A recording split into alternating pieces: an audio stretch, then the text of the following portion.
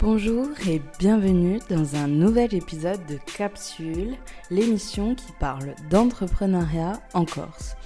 Aujourd'hui, pour ce nouveau portrait, nous recevons avec joie Gianne Venturini, avec qui nous allons parler d'entrepreneuriat bien sûr, mais surtout d'entreprendre avec sa compagne. En effet, Gianne et Laetitia Venturini ont créé Coalita et depuis 5 ans maintenant développent leur entreprise en pays ajaccien. Est-ce si différent d'entreprendre avec son conjoint? On en parle tout de suite. Écoutons à présent Gianne. Je suis Audrey Royer et c'est parti pour ce nouvel épisode. Gianne Venturini, je suis président et cofondateur d'une agence de communication qui s'appelle Coalita. J'ai 34 ans, je crois. Ouais. J'aime les framboises, les pommes de terre et le football. Je suis du coup chef d'entreprise depuis maintenant 5 ans. Je fais du conseil, de la formation. Je suis intervenant auprès d'un organisme de formation. Je forme des classes de futurs communicants. Je suis un communicant au sens un petit peu large du terme. Voilà. Parle-nous de ton parcours. Ouais, alors moi j'ai un master en marketing digital. Donc en fait j'ai fait une école de publicité à Paris qui s'appelle Sub de Pub Paris, avec laquelle j'ai passé un BTS communication des entreprises, puis une licence en création digitale et enfin un master en marketing digital. Donc je viens à la base de la publicité et du marketing, sachant que sur mes premiers domaines de compétences, ils sont très axés autour de la création digitale, donc de l'ergonomie, l'expérience utilisateur et du web design. J'ai fait un peu tous les métiers qu'on peut trouver dans les agences de pub. J'ai fait de la relation presse pour une galerie d'art. Ensuite, j'étais web designer et intégrateur pour une agence web. Donc à l'époque, intégrateur, c'est le full stack de maintenant, on va dire. Comme c'était une petite agence, il fallait être très très polyvalent. Je me suis spécialisé sur la partie ergonomie, expérience utilisateur, sur la gamification. Donc aujourd'hui, c'est un sujet assez commun, mais à l'époque, pour le coup, on n'était pas beaucoup à parler de ça. Et enfin, j'ai fait donc un master en marketing digital et j'ai intégré une agence internationale qui s'appelle Plannet, dans laquelle j'ai été chef de projet digital. J'ai travaillé pour des clients comme Western Union, Lufthansa, Epson, pour les plus gros. J'ai rencontré donc mon épouse à Paris. À l'époque, on n'était pas mariés. On a travaillé ensemble à Paris pour une petite start-up dans laquelle moi je faisais de l'ergonomie et de l'UX. Et au bout d'un an, elle m'a dit regarde, Paris, je supporte plus. J'ai envie de retourner en Corse. Donc on est revenu en Corse. On s'est installé à Ajaccio. On a vécu quelques temps chez ses parents, on a fait des petits boulots à droite à gauche. On est arrivé avec des rêves plein la tête, on s'est dit on va révolutionner la communication, on va apporter notre savoir-faire actuel à une région qui avait à l'époque un petit peu de mal. Donc on s'est dit on va arriver, on va être accueillis comme des héros. Donc évidemment, on est vite redescendu de nos grands chevaux. Donc on a travaillé au glacier, on a travaillé en cuisine, j'ai travaillé au drive, on a fait des petits boulots à droite à gauche. Et ensuite j'ai intégré Good Barber, où j'ai été chef de projet pendant quelques années, pendant que Laetitia a travaillé en tant que chargée de com pour les jeunes agriculteurs à la chambre d'agriculture. Et au bout de quelques années chez Good Barber, on a décidé plutôt d'un commun accord d'arrêter là, on va dire. Et j'ai monté Coalita avec Laetitia. Donc en fait, on a monté tous les deux l'agence en 2018 maintenant, donc il y a 5 ans. Coalita, on l'a monté tous les deux, où en fait on s'est dit c'est simple, on a des compétences qui synergisent vachement bien. On a des méthodes de travail et des façons d'être qui synergisent aussi vachement bien. Donc tant qu'à faire, pourquoi pas monter quelque chose où on va pouvoir mettre à profit nos compétences perso ensemble pour faire des choses, on va dire, un peu plus grandes, quoi. Sachant que moi j'ai été en freelance depuis quelques années aussi. En parallèle, j'ai toujours eu des activités un peu de freelance, dans la mesure où ça venait pas en concurrence avec mes boulots, évidemment. Et voilà, donc il y a 5 ans, on a monté Coalita, qui a grandi, qui s'est développé, qui a changé un petit peu de domaine d'activité, qui aujourd'hui est donc une agence web avec deux deux types d'offres, une offre site web et une offre d'accompagnement. Mais on en parlera tout à l'heure. Tu as toujours voulu entreprendre ? En fait, à la base, j'ai pas la fibre entrepreneuriale. C'est-à-dire que le métier de chef d'entreprise, le truc de l'entrepreneur, c'est pas quelque chose qui m'anime plus que ça. Mais par contre, j'ai eu beaucoup d'entreprises, j'étais dans beaucoup de services avec, quelques on va dire, et à chaque fois que j'étais dans une entreprise, à chaque fois, il me manquait quelque chose. Il me manquait soit un management particulier, soit des missions particulières. Enfin, il y avait toujours quelque chose où j'étais pas 100% épanoui dans ce que je faisais. Et à un moment donné, je me suis dit, si j'arrive pas à trouver le boulot qu'il me faut, va falloir que je le crée moi, quoi. Et l'aventure de l'entrepreneuriat, c'est pas un truc où ça fait 20 ans que je me dis, il faut absolument que je sois entrepreneur. C'est pas un truc qui était une réflexion de base, c'est plus une nécessité. Et au final, ça devient l'aventure professionnelle probablement la plus épanouissante, la plus difficile aussi, parce que ça reste un combat quotidien quand même, d'être à la tête de son entreprise. Mais c'est pas un rêve de base, mais par contre c'est la nécessité en me disant il n'y a pas ce que je cherche, il va falloir que je le fasse moi. Donc j'ai toujours fait des choses en freelance. Parce qu'en fait, je me suis toujours senti à l'étroit dans une mission en particulier. Je faisais du web design, mais toute la partie gestion de projet, elle m'intéressait. C'est-à-dire, comme la discussion avec le client, la réflexion ergo, même le dev derrière, ça m'intéressait. Après, j'ai fait beaucoup d'intégration de front. La réflexion de design en amont, ça me manquait. Donc, la globalité des missions, elles m'ont toujours manqué. J'ai la chance d'être quelqu'un de plutôt polyvalent. Et surtout, j'ai appris mes métiers à l'époque où les métiers commençaient à exister. Donc en fait, l'apprentissage de mes métiers, il est plus facile que quelqu'un qui l'apprendrait aujourd'hui. Parce qu'en fait, j'ai un historique qui fait que aujourd'hui, quand il y a une nouvelle techno qui sort, c'est plus facile pour moi de m'en imprégner parce que des technos, j'en ai vu plein et que du coup, j'ai une logique de réflexion qui est déjà un petit peu affinée. Et puis avec l'expérience, je pense qu'on apprend de plus en plus vite quand c'est sur les mêmes sujets. Donc ce côté polyvalent, il me plaît énormément. Et aujourd'hui, il n'y aurait pas un métier qui correspond à tout ce que j'ai envie de faire. Donc c'est une nécessité, mais une nécessité de bien-être, entre guillemets. Mais du coup, tu te retrouves avec des projets sur des petites startups, tu as beaucoup à faire, ou sur des petites boîtes, tu as beaucoup à faire, mais tu vas être rapidement bridé par soit les projets, soit l'ampleur de ce que tu veux faire. C'est-à-dire que là, c'est pas le cas, mais admettons, demain, j'ai envie de dire, sur notre partie web, on tente une nouvelle techno, parce que ça me fait kiffer, je pourrais le faire. Alors, stratégiquement, ça m'intéresse pas plus que ça, mais c'est-à-dire que j'ai une liberté de choix dans les projets que je prends, dans les missions qu'on va faire, dans la façon dont on va construire le futur de l'entreprise qui est hyper intéressante. En fait, l'entrepreneuriat, il y a énormément de contraintes, mais il y a une forme de liberté qui est hyper vaste et qui permet de dire, ok, j'ai envie de faire ça, je vais faire ça. J'ai analysé que ce truc-là, il fallait que je l'améliore, je peux me concentrer là-dessus.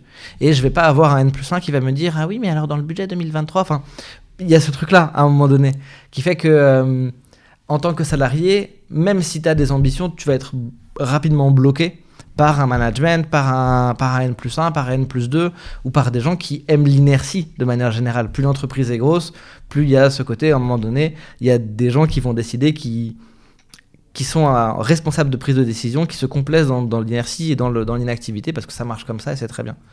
Il y a j'ai pas le nom, je massacrerai le nom de la personne, mais il y a une théorie sur le poste que tu occupes. Sur le fait qu'il faut absolument être le meilleur, sinon à un moment donné ça bloque. Il y a tout ce truc-là.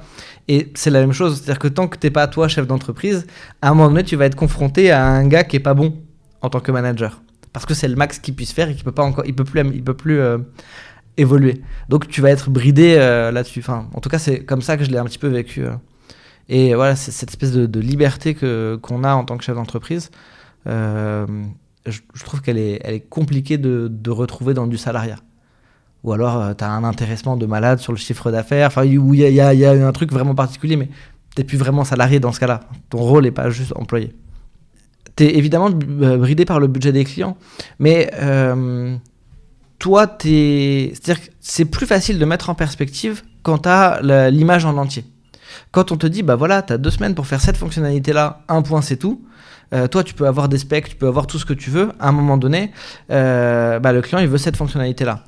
et tu pourrais faire remonter qu'on pourrait le faire différemment ou des choses comme ça, mais ça veut dire que les machins, il doit valider, le truc, il doit valider, le client, il doit donner son avis, etc. etc. Alors que là, concrètement, c'est moi qui vais choisir la prise de décision et c'est moi qui vais pouvoir faire mes recos comme je le sens. Et on a la chance d'avoir des clients qui viennent chercher ça. Ils viennent chercher le conseil, ils viennent chercher le fait que dans notre vision des choses, dans notre promesse dans la relation client, c'est de faire le mieux pour eux.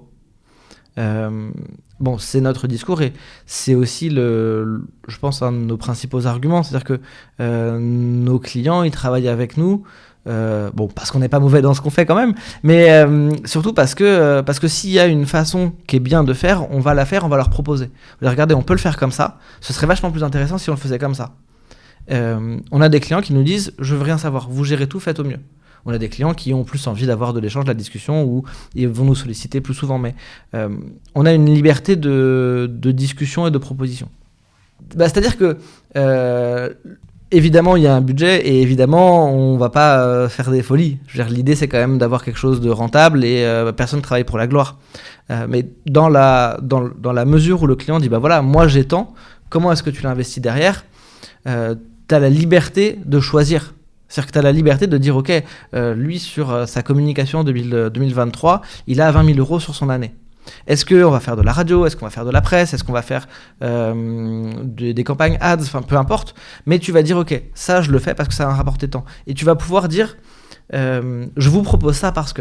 Je vous propose ça parce que. Je vous propose ça parce que.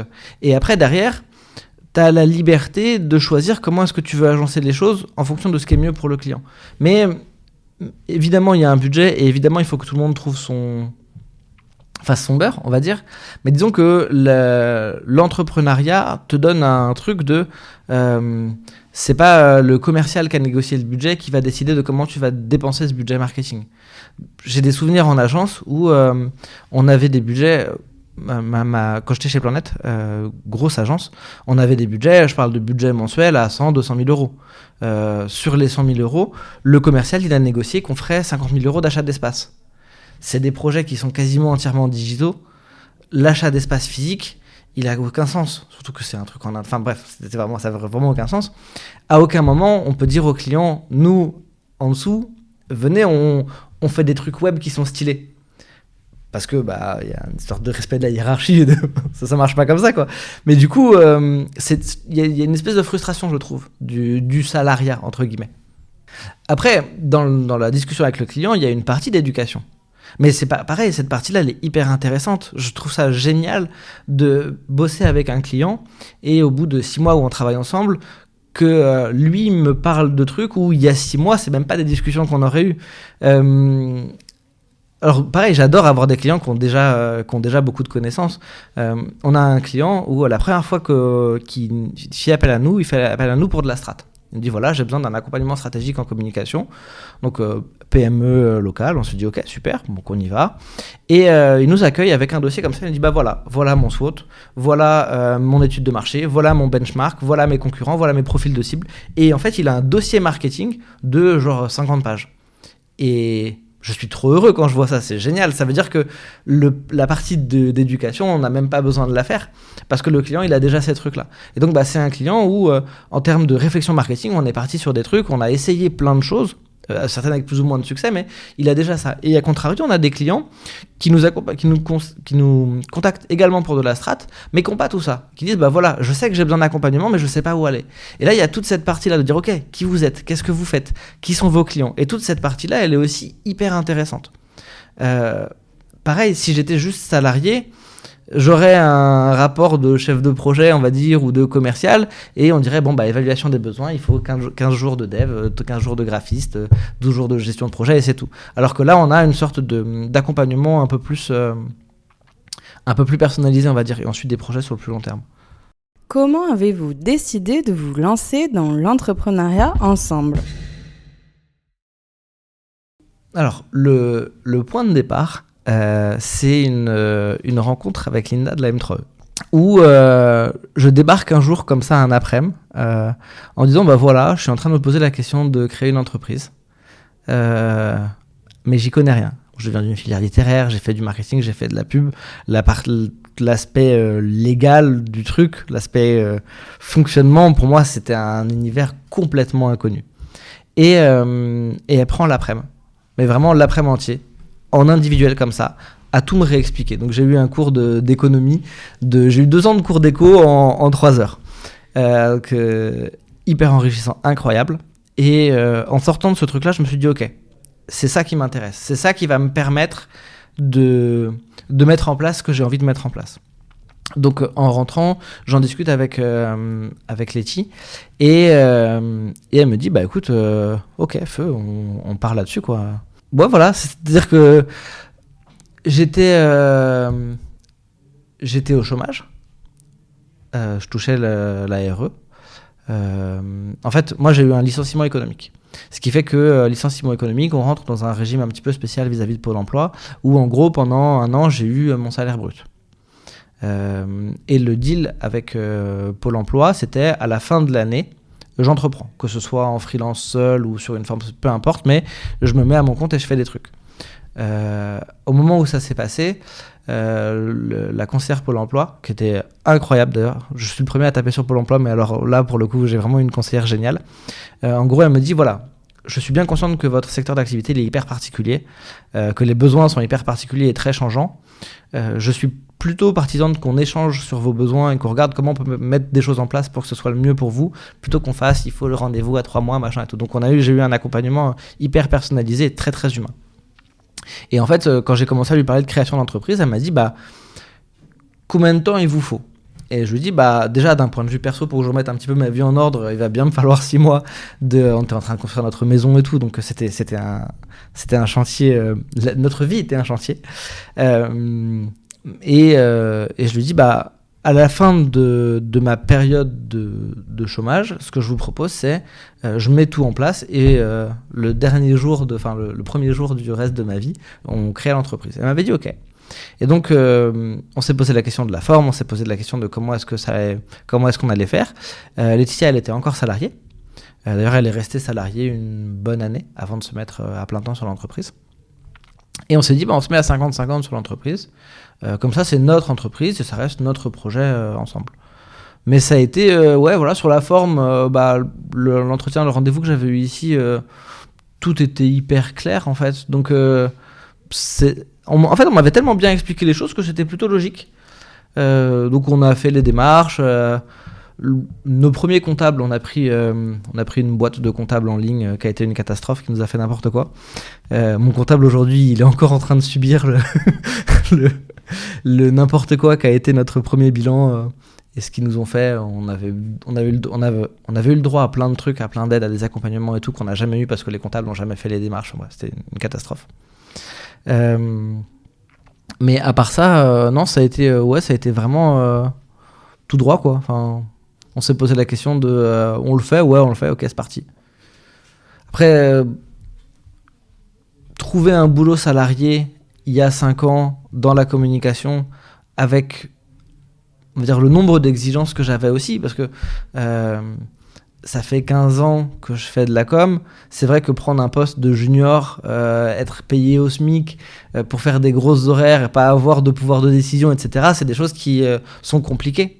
Alors s'il fallait le faire, je le referais. Je veux dire, mais dans les choix qui s'offraient à moi par rapport aux besoins qu'il y avait à l'époque et par rapport à mes exigences à moi, c'était de toute manière le mieux à faire, quoi. Donc on a dit, bah on y va. Et au bout de 1 ou 2 ans, je sais plus, Letty est passé à plein temps sur l'entreprise. Mais voilà, ça a été vraiment aussi simple que ça. On s'est pas posé de question de l'équilibre du foyer. C'est pas un truc que on l'a fait parce qu'il fallait le faire, quoi. C'est-à-dire que après, nous on est un couple qui communiquons beaucoup. Bah, on est déjà tous les deux communicants, c'est notre métier, donc c'est mieux qu'on arrive à discuter. Mais c'est pareil dans la prise de décision, dans la façon de voir les choses. Il y a plein de sujets sur lesquels on va pas être d'accord, mais on a tous les deux suffisamment de respect et de confiance l'un envers l'autre pour écouter ce que l'autre a à dire et pour se dire ok, elle le voit comme ça, du coup bah je vais écouter ses arguments et je vais mettre en perspective ma vision des choses. Un des traits qui nous caractérise tous les deux, c'est que on n'est pas on n'est pas figé sur nos positions. C'est-à-dire qu'on n'a aucun problème à remettre en question des trucs, on n'a aucun problème à discuter et à écouter les avis quand on même. Enfin, j'ai aucun problème à changer mon point de vue si les arguments qu'on me propose me semblent pertinents, quoi. C'est pas, on n'est pas têtu. Alors, enfin, on va l'être sur des sujets où quand on a envie de défendre des trucs, je veux dire, mais on va pas s'enfoncer dans un truc qui marche pas. On a cette habitude de discussion en fait, et on a toujours été comme ça. Donc, dans l'entreprise, c'est un peu la même chose. Évidemment, des fois, on n'est pas d'accord, des fois, enfin. C'est comme toute entreprise, je veux dire, mais le truc de couple change pas, dans l'organisation de l'entreprise, change pas plus que ça. Surtout qu'encore une fois, on synergise vachement. Donc tout ce qui va être organisation, planning, etc., je suis une catastrophe pour ça. Donc c'est plutôt elle qui va gérer quand on travaille en Scrum, par exemple. C'est-à-dire qu'on s'attribue des tâches toutes les semaines et on fait des bilans en fin de semaine. Ok, quelles tâches on a réalisées, quelles tâches on n'a pas réalisées, comment est-ce qu'on optimise nos plannings. Letty, elle est hyper douée pour ça. C'est-à-dire qu'il suffit juste qu'elle voit un truc et elle a déjà tout rangé. Donc c'est hyper simple de travailler avec. Donc la partie création d'entreprise et le A2, il s'est fait de manière assez logique. Mais comme notre vie en vrai, on a eu besoin d'une maison, on s'est dit il va falloir qu'on construise une maison. Comment on fait On s'est dit ok, ce serait vachement plus simple si pour notre vie à deux on était paxé pour les trucs, on s'est paxé. Puis on s'est dit ok, ce serait vachement plus simple si on était marié, puis symboliquement c'est cool, on s'est marié. C'est pas un plan sur 20 ans. Depuis qu'on se connaît, depuis qu'on est en couple, on sait tous les deux qu'on veut au moins un enfant. Donc on a eu un enfant. Enfin, c'est pas. Après, on était très amis avant d'être en couple. C'est-à-dire qu'on est des amis qui sont devenus des amoureux. Ce qui fait que on a une liberté de ton et de parole l'un avec l'autre. On n'est pas. Il n'y a pas eu souvent dans les couples, il y a les premiers mois où on se cache un peu des choses, où on fait un petit peu. Nous, on n'a pas eu ça. Parce qu'on se connaissait déjà, on avait déjà ce truc. Donc tout est plus simple, je trouve. Donc c'est un peu nul comme réponse, mais ça s'est fait un peu comme ça, quoi. Est-ce que vous avez eu des freins ou des peurs à vous lancer dans l'entrepreneuriat tous les deux ? Les peurs, c'est des peurs de chef d'entreprise. Le fait qu'on soit en couple, c'est juste que l'épée de Damoclès, elle est encore plus importante. Si demain l'entreprise est ferme, on est tous les deux. Il n'y a pas le salaire de l'un qui peut compenser. Donc il y a ce truc-là qui fait que ça, c'est hyper stressant. Et ça, c'est hyper inquiétant et angoissant de se dire, ok, si demain il arrive quoi que ce soit à l'un de nous deux, c'est un gros bordel. Si demain il arrive, l'entreprise pour une raison X ou Y est ferme, voilà, demain Qualita s'arrête, on est tous les deux dans la même situation. Il n'y a pas le salaire de l'un des deux qui pourra compenser sur 6 mois. Donc on est obligé de prévoir un petit peu différemment. On est obligé de réfléchir nos dépenses un petit peu différemment aussi. Mais bon, comme je pense la plupart des couples qui s'organisent, il y a ce truc-là qui fait que, nous, le risque, il est double. Voilà. Si j'étais seul et qu'elle avait un salaire, ou le contraire, si elle était seule chef d'entreprise et que j'avais moins un salaire de salarié, on aurait sûrement plus de tranquillité. Il y a peut-être des risques entrepreneuriaux qu'on prendrait plus facilement aussi. Un projet qui n'est pas rentable ou un client qui ne paye pas, ce serait peut-être des trucs qui nous toucheraient moins. Quoique, après, je pense que c'est aussi une question de vision des choses. Mais voilà, peut-être qu'il y a un peu ça. À la limite, il y a ce truc-là qui fait que le risque, il est double parce qu'on a tous les deux la même prise de risque. Mais non, c'est pas...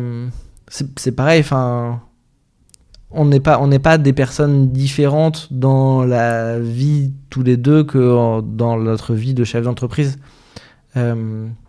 On est comme on est, on n'est pas, on n'a pas ce truc-là. C'est aussi l'avantage d'être chef d'entreprise, c'est-à-dire que en tant que salarié, il y a un moment donné où il faut sûrement un peu plus jouer un rôle pour se fondre dans un moule, pour adopter la culture d'une entreprise, pour plus faire bloc avec les gens avec lesquels on travaille. Quand on est chef d'entreprise, c'est nous qui sommes le moteur de ça. Donc la culture d'entreprise, elle correspond à ce qu'on est. Donc c'est aussi peut-être plus facile même. Du coup, non, pas de truc particulier à part ça, quoi. Alors, Donc quand t'es salarié, globalement, t'as pas le poids de faut faire les salaires à la fin du mois. Tu vois, alors que là, tu as les deux qui dépendent de la même source de revenus. Donc la vision de l'argent, elle est, je pense, peut-être un petit peu différente aussi. Peut-être voilà, il y a plus de pression par rapport à ça. Mais bon, c'est plus du fonctionnement pratico-pratique, quoi. C'est pas philosophique, on va dire. Est-ce que vous vous êtes fixé des limites pour séparer le pro du perso, par exemple ? Non, on n'a pas des métiers qui nous autorisent à avoir ce genre de limites-là. Je t'apprends rien, mais quand t'es communicant, pour tous les gens qui nous regardent, dont c'est pas le métier, on n'a pas la notion d'horaire. Quand on travaille dans la communication, elle n'existe pas. C'est-à-dire qu'à un moment donné, notre métier, c'est d'être curieux de tout en permanence. Donc le truc de la limite, non, si je suis à 23h en train de regarder un stream et jouer aux jeux vidéo et que dans le stream il parle d'un truc qui est intéressant, que ça me fait penser à quelque chose, je vais lui dire, on utilise beaucoup Slack. Moi Slack, des fois à 2h du mat, j'envoie des trucs dans des canaux. Je sais que quand elle va se lever le matin à 5h, elle le verra. Mais on n'a pas ce truc-là. On essaye de... Cette année, on a fait notre première vraie coupure. Ça faisait 5 ans qu'on n'avait pas pris de vraies vacances. Où on a dit ok, on coupe les notifs pro. C'est-à-dire qu'on a pris une semaine, et cette semaine-là, on a dit le boulot n'existe pas pendant une semaine. Ça n'a pas été facile, mais ça a fait du bien aussi. Mais à part sur des trucs comme ça, je veux dire, quand on bossait à un moment, on bossait avec une boîte qui était une partie en Thaïlande, une partie aux États-Unis, et ils avaient une équipe dans l'est de l'Europe. Quand on fait des visios, les visios elles sont à 23h, elles sont à minuit, elles sont à 1h du mat. Bon, de toute manière, nos métiers font que cette notion de limite, elle est pas. Et puis c'est pareil, on est tous les deux hyper concernés, c'est notre entreprise. Donc si on doit se dire ah non, vendredi soir il est 22h, on va pas en parler. C'est pas. Demain, on est tous les deux salariés. Un vendredi soir, à 23h, elle vient me parler du projet sur lequel elle est en train de travailler. Et encore, même, ça m'intéresse, puisque c'est sa vie. Donc, non, enfin, j'essaie de trouver un exemple où ça marcherait pas, mais de par nos métiers, on n'a pas forcément de notion on n'a pas de notion de temps, d'horaire, etc. De par notre activité de chef d'entreprise, c'est notre projet. C'est comme si on se disait, notre fils, il est couché, on arrête de parler de lui. Bah non, s'il tousse et qu'il est malade et qu'il faut qu'on réfléchisse à demain aller à la pharmacie, on va en parler pareil. Donc c'est un sujet comme un autre, je veux dire, ça fait partie de qui on est aussi. Mais c'est la même chose, c'est pas je veux dire, on passe énormément de temps, même si on était salarié, on passe énormément de temps à travailler, ça fait partie de nous, notre boulot. D'ailleurs, c'est pour ça que des gens qui vont pas être épanouis dans leur travail, leur vie quotidienne elle est plus compliquée. C'est difficile de pas être épanoui dans ce que tu fais. Donc c'est quoi, on fait semblant que ça existe pas sur une période, enfin non, après je dis pas je suis en train de faire un truc, ou elle est en train de faire un truc, on est concentré sur quelque chose, elle est en train de faire une visio avec sa meilleure amie, j'arrive et je fais au fait j'ai pensé à un truc pour le client. Non, évidemment, je suis en train de jouer aux jeux vidéo, je suis hyper concentré dans ce que je suis en train de faire, c'est la partie de ma vie, machin. Elle arrive et me dit au fait ok, non, mais je veux dire, je pense pas qu'il y ait ce truc-là, et je suis pas sûr que ce soit, ouais, enfin même, je suis pas sûr que ce soit hyper sain de se dire la coupure, machin. Si on est épanoui dans ce qu'on fait, qu'on a envie d'en parler, c'est partager quelque chose qui nous plaît. Si on est inquiet sur un sujet en particulier, c'est partager une inquiétude avec la personne avec qui on partage notre vie. Donc ça reste aussi quelque chose de... Enfin, ça reste de l'échange, quoi. Si elle a besoin de me parler, ou si j'ai besoin de lui parler d'un sujet X ou Y à un moment donné, c'est parce que j'en ressens le besoin à ce moment-là. Donc, quel que soit le sujet, je pense qu'être à l'écoute de l'autre, c'est un truc un peu important dans un couple, quoi. Pro ou pas pro, je fais pas vraiment de distinction. Est-ce que tu as des conseils à donner à des personnes qui souhaiteraient entreprendre ensemble ?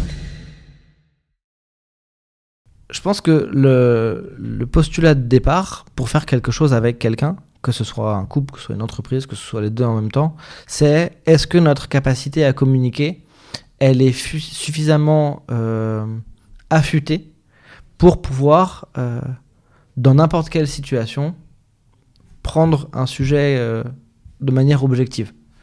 Et je pense que c'est ça le plus dur. si dans la vie de tous les jours, quand on a un point de désaccord, on arrive à discuter sur ce point de désaccord, à trouver un compromis, ou à que l'un des deux dise « Ok, écoute, prenons ta solution », je vois pas pourquoi ça se traduirait pas dans un cadre entrepreneurial. En revanche, si dans l'échange quotidien, quand on est en désaccord, on est en désaccord, un point c'est tout, dans l'aventure entrepreneuriale, ça va être hyper compliqué. Donc, encore une fois, je pense que c'est plus une question de rapport humain et de personnalité. De la même façon que prendre un associé, quand on est seul, c'est la même réflexion. Est-ce que la personne avec laquelle je vais m'associer, elle va m'apporter suffisamment ? Est-ce que moi, je vais lui apporter suffisamment en retour ? Et est-ce que dans notre dynamique d'échange, on va être capable de partager suffisamment de choses pour que ce soit bénéfique et pour nous et pour l'entreprise ? Et puis c'est pareil, il y a une réflexion autour de quel va être le rôle de chacun, dans quelle mesure je peux faire ci, dans quelle mesure je peux faire ça, dans quelle mesure j'organise ma vie lorsque je travaille en couple par exemple. Est-ce que après il y a des couples où quand ils bossent ensemble, j'ai un couple d'amis qui travaillent ensemble, où ils passent leur journée à s'engueuler. Ils se crient dessus à longueur de journée. Ils ont des métiers qui font que c'est courant, ils travaillent dans la restauration. Donc elle est en cuisine et lui il est en salle, et ils se crient dessus tout le temps. Alors pas devant les clients, mais je veux dire ils sont tout le temps en train de s'engueuler. Mais c'est leur dynamique de couple. Et au final, à la fin de la journée, ils y trouvent leur compte, et juste c'est leur façon de communiquer, et c'est comme ça, voilà. Mais eux, ils sont épanouis dans ce truc-là. Donc voilà, ça va. En revanche, si l'échange est pas épanouissant de base, ça me paraît compliqué, ça me paraît risqué de se dire on va faire un truc ensemble. Mais c'est toujours pareil, je pense que c'est une question de rapport humain et de dynamique des échanges. Si on est dans une logique d'équité, si on est dans une logique de je respecte l'autre pour ce qu'il est, ce qu'il m'apporte. Et alors un truc aussi, je pense que il faut s'entourer des gens qu'on admire. Je pense que je pourrais pas faire ce que je fais aujourd'hui avec mon épouse si j'avais pas de l'admiration pour elle. Et je pense que c'est peut-être pas comme ça, mais d'une certaine façon aussi un peu réciproque. C'est-à-dire que si on n'avait pas ce truc de se dire, ok, lorsqu'elle me parle d'un sujet, lorsqu'elle va me parler de marketing, par exemple, ou qu'elle va me dire, ok, par exemple, un de nos gros chantiers 2023, ça a été de dire, il faut qu'on retravaille notre parcours client. L'expérience client, ça fait 15 ans qu'on fait de la com, ça fait 15 ans qu'on se rend bien compte qu'il y a des points de douleur et des irritants dans le rapport du client à l'agence. Il faut qu'on travaille notre parcours client pour qu'on arrive à gommer ça. Lorsqu'elle me dit, regarde, on va faire comme ça, comme ça, comme ça, je me dis, ouais, carrément. Mais on le fait parce que quand elle le propose, je sais que elle a l'intelligence métier qui va avec sa proposition. Et je ne vais même pas me poser la question de me dire est-ce que je vais challenger son idée ou quoi. Non, je sais qu'elle est douée dans son métier, elle me dit il faut faire comme ça, on fait comme ça, c'est tout.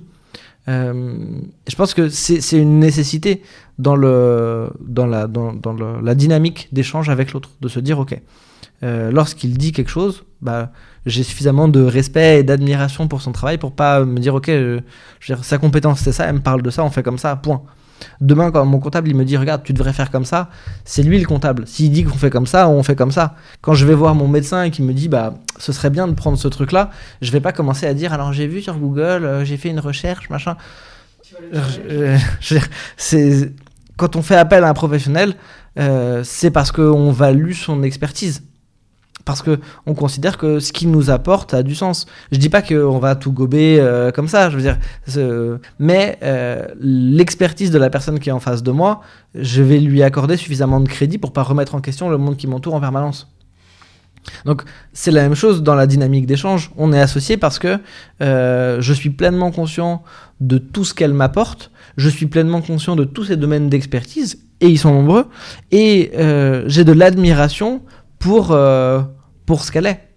Donc, à un moment donné, lorsqu'on prend des décisions, on les prend à deux, et sur des sujets qu'elle maîtrise plus, son opinion a beaucoup plus de poids que la mienne. Sur des sujets que je maîtrise plus, mon opinion a beaucoup plus de poids que la sienne. Mais c'est logique, c'est de l'équité. Donc, en vrai, c'est plutôt simple comme dynamique et comme façon de faire. Mais du coup, si j'avais un conseil, c'est ça, c'est de faire, avant de se lancer, de se dire, ok, est-ce que dans nos dynamiques d'échange, on se sent tous les deux suffisamment mis en valeur, suffisamment respectés, et est-ce qu'on a le sentiment d'être capable de suffisamment respecter l'autre pour accepter l'échange et la discussion? Si la réponse est oui à ces 3 questions-là, je vois pas pourquoi ça se passerait pas bien. Mais il y a des hauts débats, comme un couple, comme la vie, comme tout. Je suis pas en train de dire que c'est facile. Mais par contre, si on est tous les deux dans la même logique, je veux dire, c'est ensemble, on n'est pas l'un contre l'autre, on est l'un avec l'autre. Donc quand on essaie de trouver une solution, on essaie de la trouver ensemble. Après, on est des humains, avec des jours où on est un peu plus, des jours où on est un peu moins, avec des jours plus faciles que d'autres, avec des nuits où on dort moins bien que d'autres. Je veux dire, mais ça reste quelque chose d'assez normal. Des fois, on a des amis qui disent « Ouais, je sais pas comment vous faites pour travailler en couple. » Et je leur dis pas, mais je me dis « Je comprends pas la question. » Enfin, je comprends pas la remarque. C'est exactement la même chose que notre vie de tous les jours. Du coup, si tu me dis « Ouais, moi, j'arriverai pas à travailler avec ma femme, j'arriverai pas à travailler avec mon mari. » C'est quoi votre vie de tous les jours? Ce truc-là, de se dire ouais, nous, on n'est pas d'accord, on n'arrive pas à se mettre d'accord. Mais du coup, comment vous faites dans votre vie pour prendre des décisions si vous n'arrivez pas à discuter? Enfin, ça me semble ouais, plutôt logique, en fait, comme façon d'être. Mais après, encore une fois, c'est notre vision des choses, ce que nous, on partage tous les deux, c'est ma vision des trucs. Ça reste ma vérité, je dis pas que c'est une vérité absolue, c'est juste mon retour d'expérience, quoi. Est-ce que l'arrivée d'un bébé a changé des choses? Après, c'est pareil. Alors, là où c'est un peu différent, c'est que du coup, on a plus de liberté sur notre façon de faire, de gérer la vie avec un enfant, etc. Mais par contre, c'est plus contraignant. C'est-à-dire que je peux pas poser une journée de congé. Ça n'existe pas quand tu es chef d'entreprise. La notion de journée de congé, elle marche pas. Donc, nous, on faisait déjà la semaine de 4 jours. Du coup, le mercredi, par exemple, c'est ma journée avec bébé. C'est-à-dire qu'on a décidé que le mercredi, je garde bébé toute la journée. Là, il a 1 an et demi, donc on reste à la maison, on va se balader au parc, on va au bébé nageur, enfin, on fait des petits trucs comme ça. Quand il sera un peu plus âgé, c'est lui qui choisira ce qu'on fait, tout simplement. Il dira, je veux aller là, on ira là. Sous réserve qu'ils me disent pas, je vais aller en Allemagne. Tous les mercredis, ça commence à être compliqué. Bon. Non, par contre, là où c'est un peu plus compliqué, c'est que comme la notion de jour de congé, elle n'existe pas, la notion de il faut aller le chercher à la crèche parce qu'il est malade, par exemple, ça te met forcément dans une sauce qui est compliquée. Parce que ta journée de chef d'entreprise, déjà faire rentrer tout ce que tu as besoin de faire rentrer dans une journée, c'est dur. Et en plus de ça, le truc de dire finalement je devais bosser sur ce projet-là aujourd'hui, je peux pas parce que j'ai dû aller chercher mon fils à la crèche. Contrairement à un emploi salarié où tant pis tu rattraperas la semaine d'après, là c'est le soir quand il est couché, il va falloir t'y mettre. Donc encore une fois, dans nos secteurs, on a un peu l'habitude. Mais mine de rien, quand tu as eu ta journée avec un enfant malade et que le soir à 22h, tu te dis bon, il va falloir que je me remette sur mon appel d'offres. On va dire qu'il y a plus facile. Là où c'est aussi intéressant, c'est que l'arrivée d'un enfant, elle te fait relativiser beaucoup de choses. Parce que tu peux passer des journées en crise, te dire mon Dieu, les clients, machin, etc. Le soir, il te voit, il fait un grand sourire, il crie papa, et il court dans tes bras. Les tracas de la journée, ils n'existent plus, quoi. Mais voilà, il y a une organisation qui est un petit peu différente, qui est un peu plus exigeante aussi. Pareil, tu as encore moins le droit à l'erreur. Une pression un peu supplémentaire aussi. Encore une fois, on est tous les deux chefs d'entreprise, donc maintenant c'est sa vie à lui aussi qui est dans la balance. Donc tu as cette pression-là qui est quand même un peu plus importante. Mais non, à part sur ce côté de un peu mieux s'organiser, de comment est-ce qu'on gère, pareil comme le reste, on en discute et on voit comment on fait, quoi. Et maintenant, est-ce que tu peux pitcher Koalita, s'il te plaît? Du coup, Koalita, agence de communication on va dire digitale. On a deux prestats deux pôles de services assez distincts. On a une partie vraiment création de site web où on fait du premium sur mesure. On fait de la technologie plutôt avancée. Donc on a tout ce qui va avec les services numériques, newsletter, référencement, etc. On est capable d'intervenir sur des sujets comme ça. Et notre deuxième pôle d'activité, c'est de l'accompagnement des freelances, des TPE et des PME. Accompagnement stratégique, accompagnement de réflexion, où on fait pareil de l'accompagnement sur mesure en fonction des besoins des entreprises. Voilà. Merci d'avoir écouté ce nouvel épisode de Capsule. Découvrez sur YouTube la version vidéo. C'est une émission produite par Podcast en partenariat avec la M3E et financée par BPI et la M3E. À bientôt pour un nouvel épisode.